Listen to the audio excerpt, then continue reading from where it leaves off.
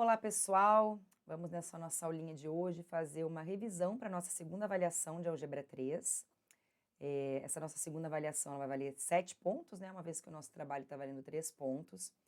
E antes mesmo de eu começar a revisar aqui, quero lembrar vocês que desses 7 pontos, a distribuição, eu vou fazer uma primeira questão ainda assim de homomorfismo de anéis. Por quê? Na nossa primeira avaliação, eu só cobrei, acho que uma proposição.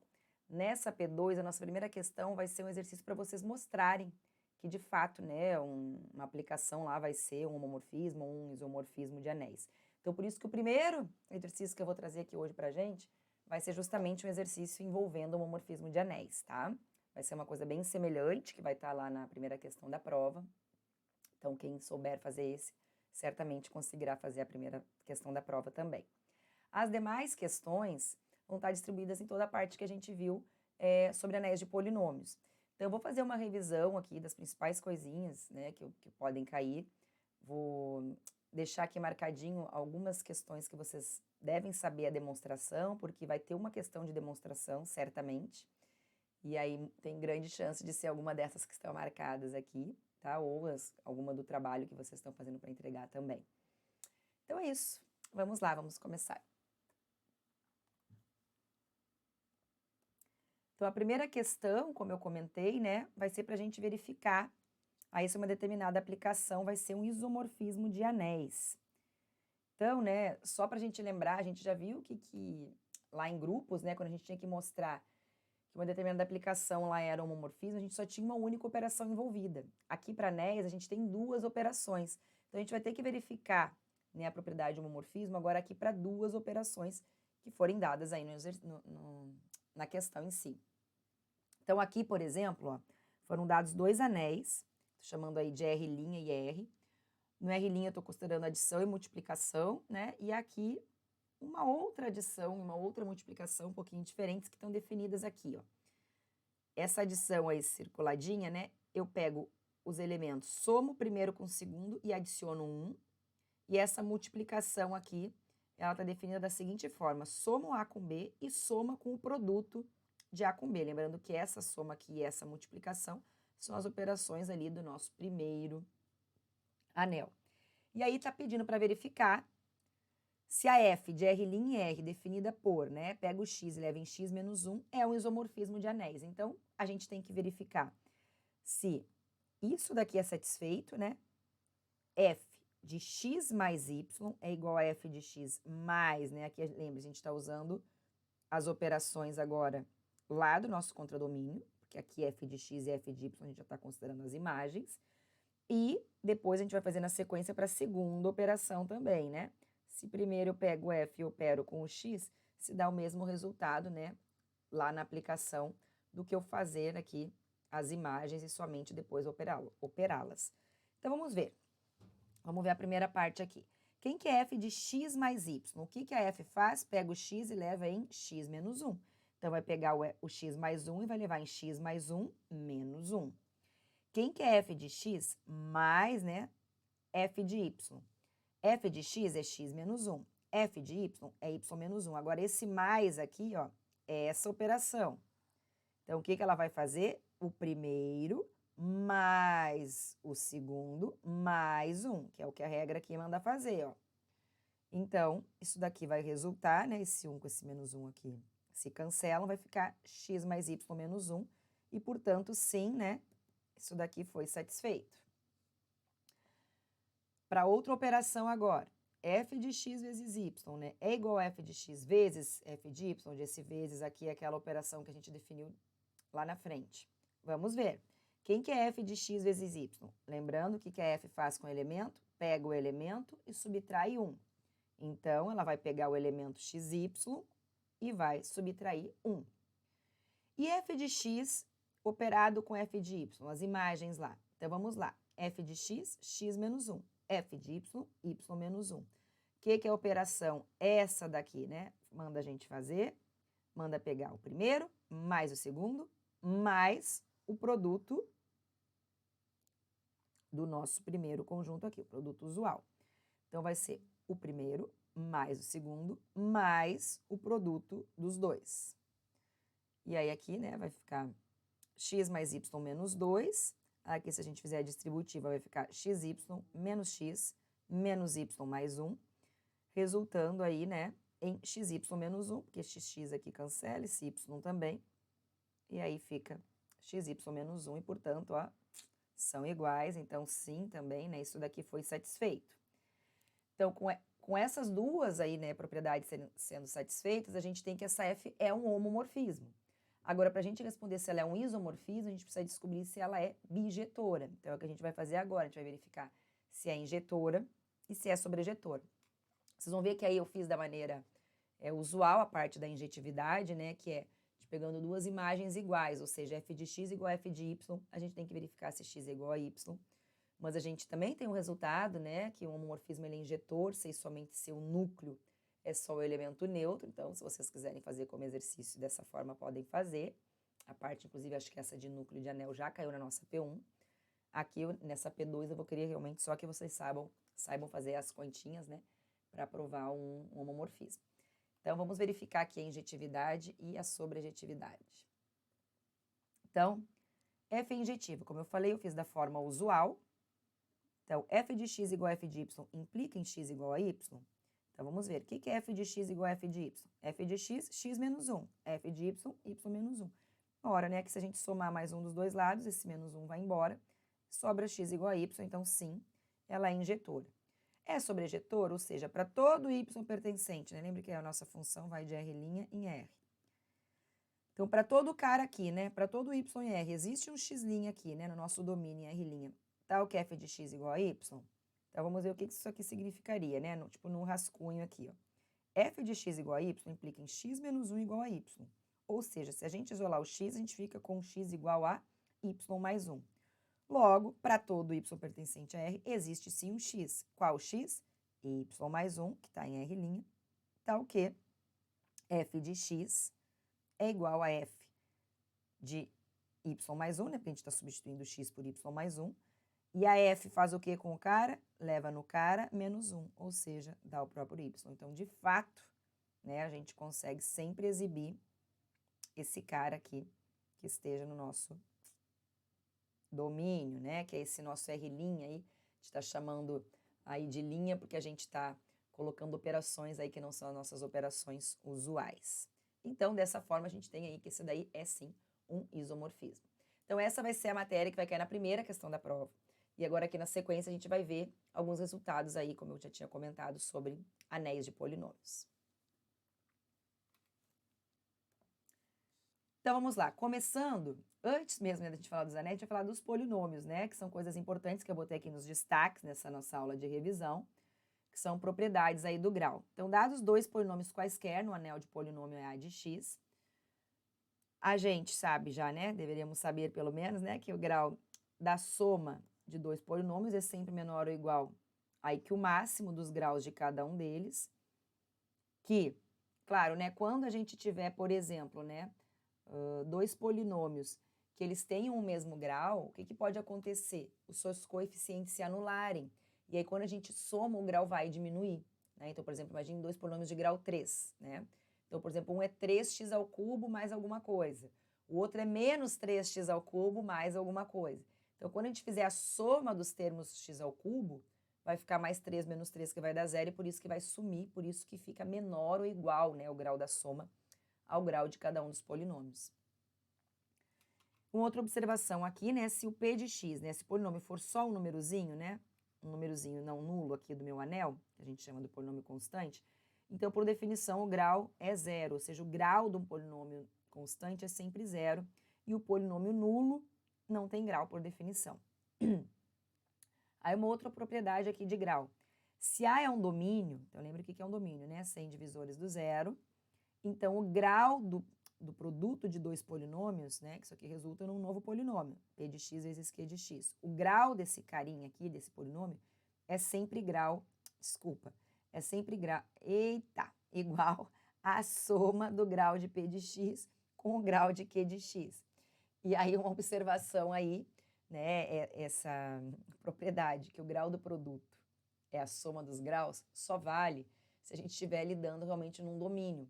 Por exemplo, que é o que a gente tem, se a gente tiver um anel que não seja o domínio, a gente não vai poder garantir esse resultado. Então, por exemplo, né, o A igual a Z6. Bom, Z6 não é o domínio, por quê? Porque ele tem divisores do zero, né? E se eu pegar esse P de x e esse Q de x, ó, quando eu faço o P de x vezes o Q de x, vai dar 2 barra vezes 3 barra, que vai dar 6 barra x ao cubo. Só que o 6 barra em Z6 é zero. Então, quando eu faço o produto dos dois, dá zero. E é óbvio, então, né, que não tem como a gente comparar aqui, vai dar, o grau não vai poder ser igual, a gente não consegue garantir esse resultado. Bom, eu coloquei aqui exercícios que eu não vou refazê-los aqui, porque vocês já têm no material que a gente viu em aula, mas eu estou destacando que é para vocês olharem aí e estudarem essas demonstrações novamente. Então, eu coloquei aqui, ó, saber demonstração, né? Que é, se A é um domínio, então A de x é um domínio. Se K é um corpo, K de x também é um corpo? A gente fez essa pergunta em aula, a gente respondeu, então é para vocês estudarem isso daqui. Então, tá aí nos destaques para vocês destacarem no material que vocês têm das nossas aulas. E aí tem uma proposição também, que eu quis destacar aqui. Aí, o que eu escrever saber demonstração é o que vocês devem saber fazer a demonstração. Quando eu não destacar isso, eu só estou colocando o resultado para vocês lembrarem desse resultado, que é um resultado importante, que pode ser que a gente precise para fazer algum exercício, tá? Mas aí vocês não precisam se preocupar em saber demonstrar. Então, essa proposição fala pra gente que se K é corpo e a gente tem um polinômio, né, em K de x de grau n, então esse polinômio tem no máximo n raízes em K. E aqui, um exemplo, né, de que se K não é corpo, essa proposição, a gente não pode garantir que essa proposição aí seja verdadeira, né, ou seja, que valha essa proposição. Por exemplo, né, a gente tem aqui o Z6 de x. Se a gente pegar esse polinômio em Z6 de x, que não é corpo, né? Porque, lembre, corpo, todo elemento tem que possuir inverso multiplicativo, né? E aqui a gente já sabe, esse nosso Z6 aí, ele não vai ser um corpo. Ele é um anel, mas ele não é corpo. Então, ele vai ter 4 raízes, aí para a gente verificar que são raízes, é só substituir ali na equação dada pelo polinômio, né? Então, se botar zero aqui, zero ao quadrado mais zero vai dar zero, de fato, 0 barra é uma raiz. Mesma coisa vale para o 2 barra, né? Vai ficar 2 ao quadrado, que é 4, mais 2 vai dar 6, que é 0. O 3 vai ficar, deixa eu até botar aqui, né?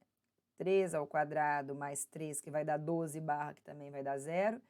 E o 5, que vai ser 5 ao quadrado, né? Mais 5, 25 mais 5, 30 barra, que também é congruente, né? A 0 em módulo 6. Então, de fato, para a gente poder garantir, né, que um polinômio de grau n possua no máximo n raízes, a gente precisa estar falando de um corpo. Porque aí nesse nosso exemplo, a gente pegou um polinômio de grau 2, se valesse a proposição, teria que ter no máximo 2 raízes, e a gente conseguiu exibir 4 raízes, né? Aqui também, eu só enunciei ela aqui, mas é para vocês saberem a demonstração, ok? A gente não vai demonstrar aqui, que é uma propriedade das raízes racionais. Então, vocês deem uma olhadinha nessa proposição aí no caderno, encontrem aí e encontrem a demonstração, que eu só destaquei ela aqui para lembrá-los de estudarem a demonstração. Assim, essa daí é aquela que vocês falam, professora, tem que ter na prova uma divisão de polinômios, né? Então, assim, essa questão vai ter na prova uma divisãozinha simples de polinômios, só para vocês testarem, né? A gente usar o algoritmo da divisão. Então, eu coloquei ela aqui, eu nem terminei as contas, né? Deixei aqui para vocês terminarem, mas é para encontrar o quociente e o resto da divisão, né? Desse polinômio f de x por esse g de x. Vamos só fazer aqui os primeiros passos? Vamos ver. Então, quando a gente divide um polinômio pelo outro, o que a gente pega? A gente pega aqui o termo de maior grau e divide pelo termo de maior grau desse. Então, 6x na 6, né? Dividida por x na quarta, fica 6 dividido por 1, que dá 6, e aqui a gente conserva a base e subtrai os expoentes, né? Então, 6 menos 4, 2. Então, daqui que surgiu esse 6x ao quadrado. E aí, como que a gente continua a divisão? A gente pega esse cara, multiplica pelo primeiro daqui, então vai ficar 6x na 6, e coloca ele aqui com o sinal oposto, então virou esse menos. E fazemos isso com todos os termos, né? Agora aqui, 6x ao cubo vem para cá, menos 6x ao cubo, depois 6x2 vem para cá, menos 6x2. E aí aqui a gente soma, né? Então, esse primeiro termo aqui, ele se cancela. O 7x na quinta eu só copiei, o 8x na quarta só copiei, porque não tem ninguém para somar aqui, né? Então, são os únicos termos aqui, ó, de grau 3, de grau 2 e o nosso 1 lá. E aí a gente continua a divisão até quando, né? Até esse resto ser zero, ou o grau do resto, aqui, né? Ou esse grau desse cara aqui ser menor que 4. Então, como aqui é 5, o grau ainda é maior, a gente pode, não só pode, como devemos continuar a divisão. Então, a mesma coisa, vou pegar o primeiro termo daqui, né? O de maior grau, 7x na quinta e dividir por x ao quadrado. Então, a gente vai ficar com 7x. Vou até terminar essa divisão logo aqui, né, rapidinho. Vai ficar 7 vezes aqui lá, vem para cá menos 7x na quinta, depois vem para cá menos 7x2 menos 7x. A gente soma aqui de novo esse primeiro termo, sempre, né, a ideia é ele se cancelar mesmo ali. Ficamos com 8x na quarta, menos 6x ao cubo. Ops, aqui vai ter dois termos de x2 para somar, né? Então, observem que aqui a gente tem esse x2 e esse. Então, a gente soma, né, os coeficientes. Então, menos 7 com menos 6 vai dar menos 13 e conserva lá o x2. Menos 7x mais 1. Ainda podemos dividir? Sim, porque o grau aqui ainda é igual ao grau de lá, que é 4. 8x4 dividido por x4 vai sobrar aí só o 8. Agora, até estou vendo lá que o quociente aqui estava como menos, mas é positivo, né? Na resposta que eu tinha colocado. Então, aqui a gente vai ficar, vem para cá, menos 8x na quarta, menos 8x menos 8. E aí, agora aqui a gente fica com menos 6x ao cubo, menos 13x2, menos 15x, menos 7, que é o menos 8 mais 1. Então, aqui foi bom a gente fazer, porque aqui no nosso quociente, né, a resposta é mais 8. Ok? Então, essa daí é só aquela questão que todo mundo vai fazer, por favor, e acertar aí. Vamos dar sequência aqui. Então, assim, aqui é uma definição que é importante vocês saberem, que é quando que um corpo é algebricamente fechado, tá? Porque eu posso perguntar aí, por exemplo, para vocês dar na prova, esse corpo é algebricamente fechado? E aí vocês vão ter que saber o que isso significa. E vocês vão responder sim ou não, pode ser um verdadeiro ou falso, enfim. Então, por exemplo, um corpo K ele é algebricamente fechado se dado qualquer polinômio com coeficientes em K lá, né? Seja um polinômio em K de x, com grau maior ou igual a 1, vai sempre existir um alfa em K, que é a raiz. Ou seja, um polinômio com coeficientes em K tem que ter raízes em K. Então, por que ali está escrito, né, que o C é algebricamente fechado? Porque qualquer polinômio com coeficientes complexos vai ter sempre uma raiz complexa, tá? Aí com grau maior ou igual a 1. Já R não é algebricamente fechado, porque o exemplo clássico que a gente vem usando bastante, se a gente pegar o x2 mais 1, por exemplo, né, se a gente pegar um p de x, x2 mais 1, observa que esse aqui é um polinômio que pertence a R de x, né? Por quê? Porque os coeficientes dele são reais, é 1 e 1.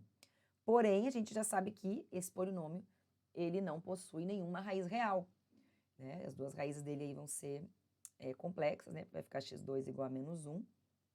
E, portanto, o R não é algebricamente fechado, porque a gente exibe um polinômio com coeficientes reais que não possui nenhuma raiz real. Ok? Então, essa aí é a definição importante também, que eu posso perguntar algo relacionado a isso na prova. Depois, né, a gente fez alguns exercícios sobre irredutibilidade de polinômios. Então, vamos só relembrar aqui algumas propriedades, enfim, a definição mesmo, né? F de x é irredutível sobre K, né? Eu botei aqui entre parênteses porque às vezes a gente fala sobre K ou sobre K de x é a mesma coisa, tá?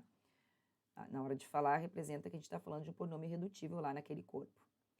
Então, se G, né, é um outro polinômio em K de x, tal que G divide F de x, então, né, se o F de x é irredutível, então o G de x tem que ser uma constante ou ele tem que ser um múltiplo de F. Essa é a definição de um polinômio irredutível. E aí, alguns resultados que a gente já falou em aula. Todo polinômio de grau 1 é sempre irredutível. E, se f de x tiver grau 2 ou 3, então ele ser irredutível está diretamente relacionado com ele possuir ou não raízes naquele corpo. Então, um polinômio de grau 2 ou 3, né? A gente vai poder classificar ele como sendo irredutível se ele não possuir raízes. e ele vai ser redutível se ele possuir raízes naquele corpo, mas isso só é válido, né? A gente já viu em aula para polinômios de grau 2 ou 3.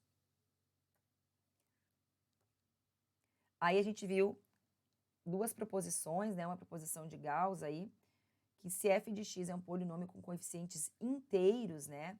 Se ele é irredutível em z de x, então ele é irredutível em q de x. Não que seja sempre fácil visualizar um polinômio ser irredutível em z de x, mas é que é mais fácil do que em q. E aí, se a gente encontrar, se a gente conseguir mostrar que ele é irredutível em z, então, por Gauss, a gente já pode garantir que ele vai ser irredutível também em q de x.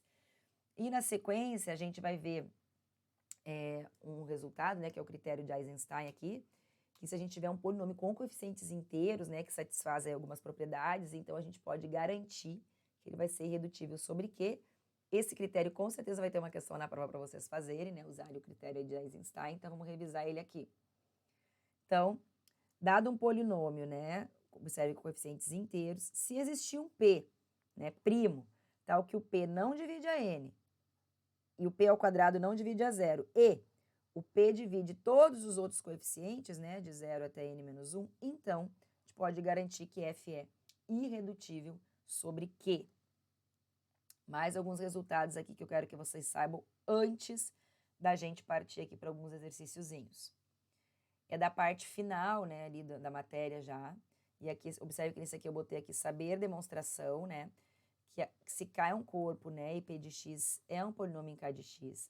Então, o polinômio ser irredutível está diretamente relacionado, ou seja, um C e somente C. O ideal gerado pelo P de x é um ideal maximal. Okay? Então, a gente tem a demonstraçãozinha, vocês têm a demonstração que a gente fez. É outra que está aqui nos destaques para vocês estudarem. Botei aqui também o que vocês precisam saber, porque na prova eu posso pedir para vocês definirem, né, lembrarem qual é a definição aí de elemento algébrico e de elemento aí transcendente. Então, vocês têm isso no caderno também, né, mas só lembrando aqui, né, que quando a gente tem, né, uma extensão de corpos aí, né, a gente costumava, até aqui, né, tipo esse LK aqui, né, que é uma extensão de corpos, a gente falava, né, que um alfazinho aqui em L, né, ele é algébrico, né, o alfa ele é algébrico sobre K, se existe, né, um polinômio aqui tal que o nosso f de alfa é igual a zero, um polinômio aqui em K de x. Caso não exista um polinômio tal que alfa é raiz, então a gente fala que ele é transcendente. Mas aí essa definição, como eu já falei, é bom vocês saberem escrever ela por extenso, bonitinha. Né? Assim como às vezes quando eu cobro enunciado de teorema, que eu quero que vocês escrevam sem esquecer de nenhum detalhe. Então também vale a pena vocês aí estudarem, saberem escrever e reproduzir o que é a definição aí de elemento algébrico e de elemento transcendente.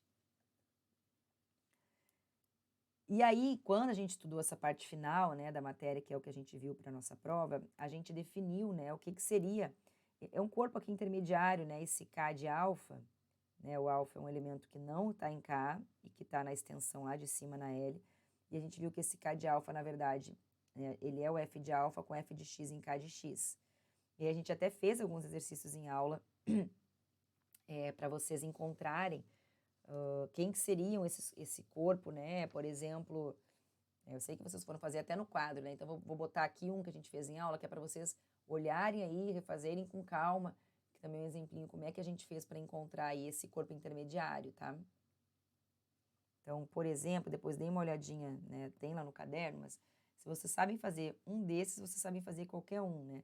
Então, por exemplo, acho que a gente fez no caderno, se alfa é raiz cúbica de 2, né?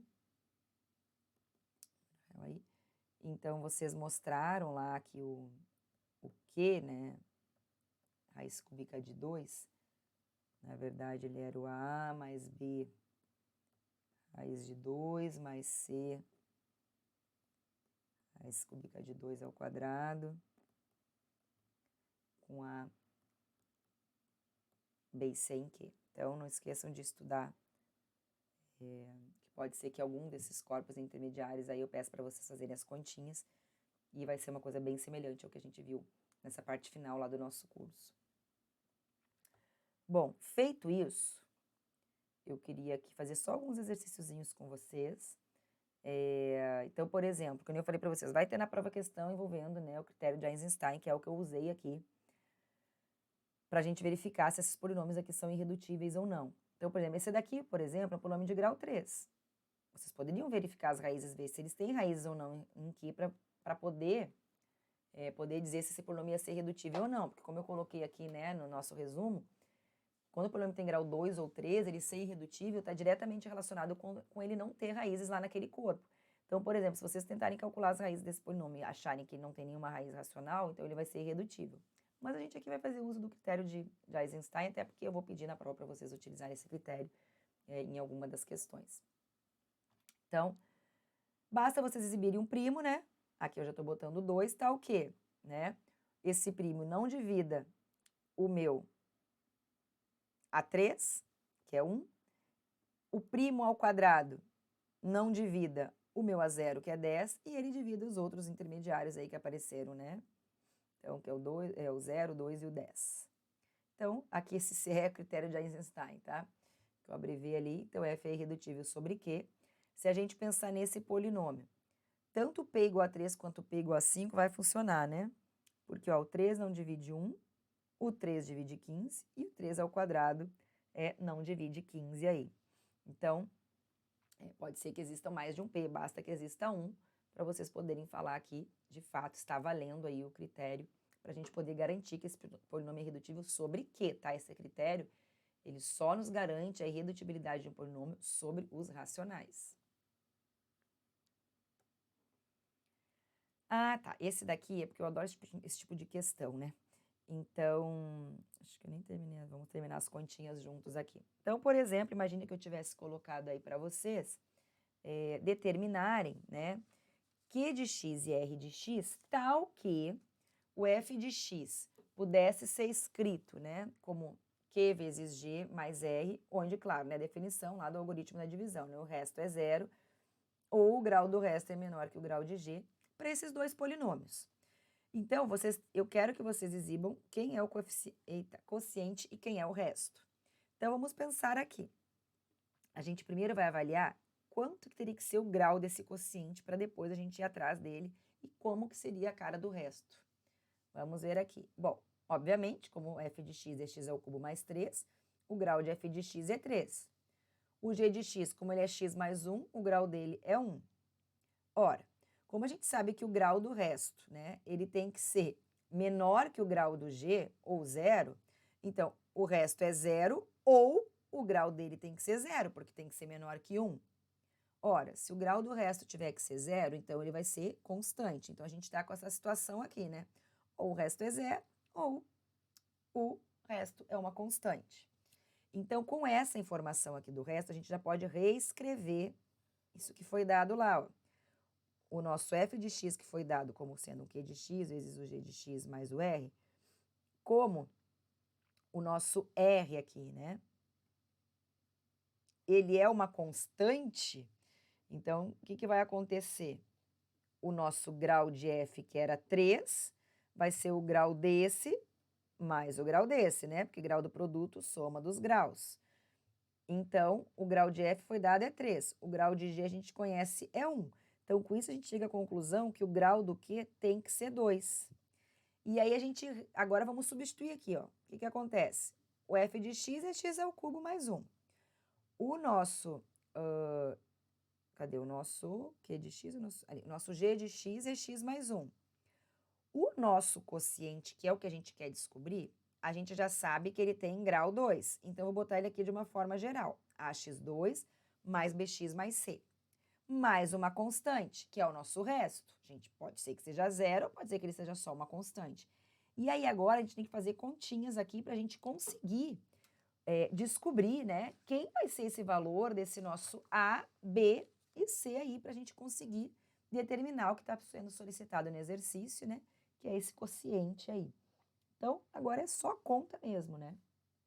Então, vamos aqui, se a gente fizer a distributiva, o que vai ficar aqui? A gente vai ficar com a x ao cubo mais bx2 mais cx mais ax2 mais bx mais c. Cadê? Mais c. Aí tem nosso casinho ali ainda, não posso esquecer dele, né? Mais k. Então, vou reescrever aqui na próxima página. A gente vai ficar com x ao cubo mais 1 igual. Deixa eu ver aqui, vai ficar... X ao cubo só tem o a, na frente do x ao quadrado a gente tem a mais b, na frente do x a gente tem b mais c.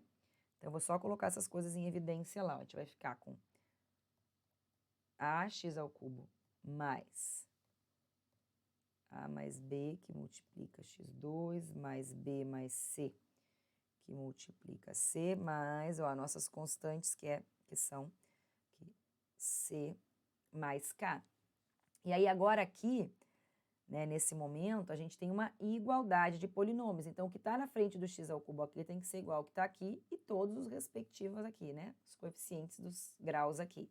Então, a gente vai ficar com isso daqui, ó. O a tem que ser 1, que é o que está aqui na frente. O a mais b, que é o que está com o x ao quadrado, vai ter que dar 0, porque do lado esquerdo não tem x ao quadrado, né? Então, é como se fosse aqui mais 0 x2. Mais 0x, então o que está na frente do x também, né? b mais c igual a 0. E a nossa constante, né? c mais k tem que ser igual a 1. Então, a gente vai agora resolver isso aqui. Ora, se o nosso a é 1, então, substituindo aqui, a gente chega que o b é menos 1. Se o b é menos 1, substituindo aqui, a gente chega que o nosso c é 1. E aí, substituindo c igual a 1 aqui, a gente chega que o nosso k é 0. Então, logo, né, o nosso q de x, lembra que ele era ax2, a gente disse que ele era um polinômio de segundo grau, né? Então, ax2 mais bx mais c, então, só vou substituir ali, ó, o nosso a é 1, bx, né, o nosso b é menos 1, e o nosso c é 1. E o nosso r de x, que é 0. Então, pessoal, o que eu posso cobrar além disso que a gente está vendo aqui, né? Dar um polinômio e pedir para vocês fatorarem aquele polinômio com produto de irredutíveis em Q, em R, em C, como a gente estava fazendo. Vou fazer um exemplinho desses. Vamos fazer um desses aqui, peraí. Então, por exemplo, né, a gente pode verificar. Vamos verificar. Deixa eu ver, eu estava dando numeração, isso aqui é ser o 13, então vou botar aqui um 4, tá? Um exercício 4. Então, por exemplo, se eu colocasse assim, x, que é difícil, são sempre os mesmos, né? x4 menos 4. Vamos verificar onde que ele é redutível, onde que ele é irredutível. Escreva esse polinômio como produto de fatores irredutíveis em Q de x, em R de x e em C de x, tá? Então, vamos ver, como é que a gente poderia fazer isso daqui, né? A gente tem x4 menos 4. A gente pode escrever isso aqui como sendo o quadrado do primeiro menos o quadrado do segundo, se a gente escrever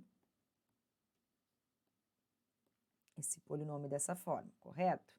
Então, aqui, né, esse polinômio dessa forma, isso daqui pertence a Q de x, né? E esse daqui pertence também a Q de x. Obviamente, né, eu estou botando um menor. Se pertence a Q de x, é claro que pertence a R, é claro que pertence a C. Então, aqui, ele tá como produto de irredutíveis já em Q? Sim, né? Se a gente abrir ainda, ó, porque esse daqui agora, a gente ainda pode abrir ele como sendo x mais raiz de 2, x menos raiz de 2. Então, o x na 4 menos 4, ele é redutível em Q de x. E aqui ele está escrito como produto de irredutíveis. Agora, se eu olhar ele em R de x, ele é escrito como produto de irredutíveis. A gente, é o contrário ali, né? O primeiro, peraí. Calma aí. Aqui, né? É da primeira parte. Desse, né? Então, aqui a gente vai ficar com x mais raiz de 2, x menos raiz de 2, e aí x2 mais 2. Esses daqui são polinômios em R de x, mas agora já acabou. Aqui é o máximo que a gente consegue reduzir isso em R de x. Mas eu ainda consigo, né, fatorar mais esse polinômio se eu for olhar ele nos complexos. Então, aqui, ó, é em Q de x, eu já escrevi ele como produto de irredutíveis. Aqui é em R de x, a gente conseguiu escrever ele como produto de irredutíveis. Ops. E aqui, esse último, ainda consigo abrir. Então, quando eu escrever esse como x menos raiz de 2, observem ali, como é que a gente vai fatorar agora? O x2 mais 2 igual a 0, a gente fica com x2 igual a menos 2, ou seja, o x igual a mais ou menos a raiz de menos 2, que é mais ou menos aí o nosso i raiz de 2. Então, por isso que esse último aqui, né, x2 mais 2, a gente consegue fatorar como x mais i raiz de 2, x menos i raiz de 2. E aí, agora aqui, sim, a gente conseguiu, né, decompor, fatorar o x na 4 menos 4 como produto de fatores irredutíveis agora no nosso C de x. Ok? Então, eu acho que são os principais tópicos, né? Eu acho que se vocês focarem nisso que eu falei aqui hoje, sei que eu não fiz as demonstrações, eu não refiz porque vocês têm no caderno, esse exemplinho que nem eu falei, que foi, acho que a última aula de teoria mesmo que a gente fez, quando a gente falou de extensões, elemento algébrico, elemento transcendente, que é essa daqui, ó. Isso daqui que eu disse para vocês olharem no caderno aí também, um exemplinho desses, como é que foi que a gente fez. Focando, pessoal, nisso que eu citei aqui, vocês estão, assim, bem preparados, digamos, para a prova, né? Só não podem deixar de fazer o dever de casa, que é revisar isso que eu fiz aqui. Eu poderia fazer várias outras, divisão de polinômio, usar o critério de irredutibilidade de polinômios, mas acho que aí uma aula de revisão ia ficar bem extensa.